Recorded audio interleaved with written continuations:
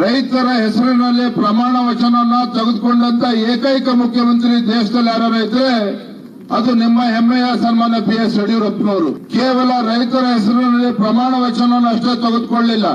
ಇವತ್ತು ರೈತರಿಗೆ ಪ್ರತ್ಯೇಕ ಬಜೆಟ್ ಅನ್ನ ಮಂಡನೆ ಮಾಡಿ 10 HP ವರ್ಗೂ ಕೂಡ ಇವತ್ತು ಪುಕ್ಕಟ ವಿದ್ಯುತ್ ಅನ್ನ ಕೊಟ್ಟಿರ್ತಕ್ಕಂಥವ್ರು ಸನ್ಮಾನ್ಯ PS ಯಡಿಯೂರಪ್ಪನವರು. ಇವತ್ತು ಕಾಂಗ್ರೆಸ್ನವರು ರೈತರ ಪರವಾಗಿ ಮೊಸಳೆ ಕಣ್ಣೀರನ್ನ ಹಾಕ್ತಕ್ಕಂಥ ಕೆಲಸವನ್ನು ಮಾಡ್ತಾ ಇದ್ದಾರೆ.